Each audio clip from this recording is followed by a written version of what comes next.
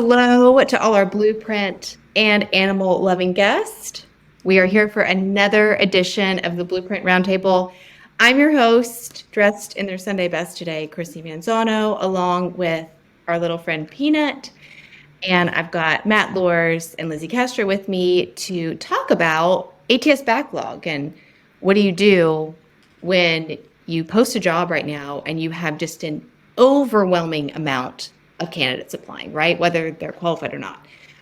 So wanted to talk about kind of best practices of what do you do with that challenge? What's the best way to manage that internally? So Lizzie, I'll kick that over to you. Yeah, I definitely have been overwhelmed by all the applications that come in, either when you first open a job or the ones that just like continue to come in. I think in my experience, the best thing that I've learned is one, you need to set aside time to do that where you can really focus and go through all those resumes. For me, I found the best success is first thing in the morning before I do anything else. It's admin time and I'm going through those applications.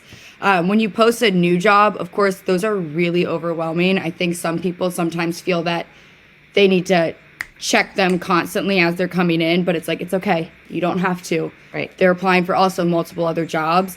Just making sure maybe by end of day, when you first post it, set aside an hour, 45 minutes, check those applications. And then from there, continue to check them once or twice a day, either end of day or beginning of day. And that way you'll just consistently stay on top of it so that when you step away from your computer, you truly feel like, okay, the ATS system is clean. Now I can focus on my recruiter phone screens, my sourcing, whatever meetings I have. And you know that it's all organized and you're good to go. Yeah, great. You Matt, covered most of the bases. I'm we unmuted. Can't hear you because you're I'm unmuted. gotta keep rolling now. So also, just I'm unmuted for the record. For those of you watching, I am unmuted. You covered a lot of bases there, Lindsay. So I think what I would add, depending on what avenues you're getting these inbound applicants through, a lot of recruiters will use, or companies will use LinkedIn. I think taking advantage of the must-have option for the questions that you post per the role, and then if they don't meet a must-have, they automatically get DQ'd, so they never end up in your inbox. It's one way to keep it down, especially if you're doing a role that requires X number of years of experience or certain industry or certain persona, sales, or for organizations that have in-office requirements or like federal drug tests at the federal level. Those should automatically be like requirements. And if a candidate isn't matched to those, then obviously you don't even want to spend the time looking at the profile, as harsh as that may sound. There will still be a ton of applicants that check those boxes, either intentionally or intentionally saying they're qualified. And then when you get to their profile, obviously they're not qualified. My tip is same as Lizzie, block time to do that. And then when you're going through, I like to start with the first person that applied. So I don't start with the people that applied 10 minutes ago. I start with people that might have applied 10 hours ago or 2 days ago. Start there and work my way back. And it is what you hear it is. I will give a resume 10, 15 seconds.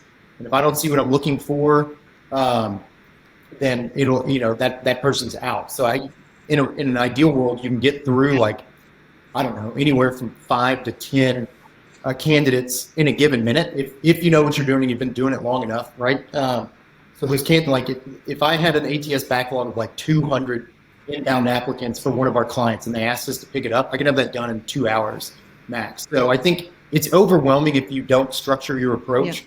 Yeah. It's also overwhelming if you don't take the time to know what you're looking for. Spend the extra 20 minutes talking to a hiring manager or reviewing an intake file or whatever it is around the job so that you don't waste time with candidates or waste candidates' time with you. The last thing I'll say is for those of you listening, I would say 99% of cover letters go unread. So don't waste your time doing that on the candidate front either. We're going to look at resumes first, and if we don't like the resume, we're not even going to open the cover letter.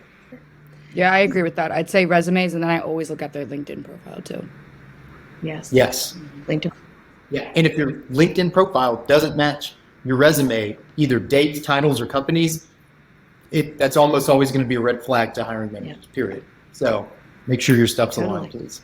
No, I think that's great advice. It's all about recapping, which y'all said, structure, right? And having a consistent structure. And I think that the last thing is like this is a brand, right? Your company represents itself here. And so if you want to have people apply, then you need to respond to them. There's templated messages that you can create in an ATS that can be very structured and go to that plan, but find ways, don't assume that every single person could be the one, but don't also assume that no one in there will be the one, right? And so that consistency makes all the difference. All right, great tips, you all. I know that's something that a lot of people are, in a good way and challenging way, though, struggling with. So until next time, we'll see you later. Bye.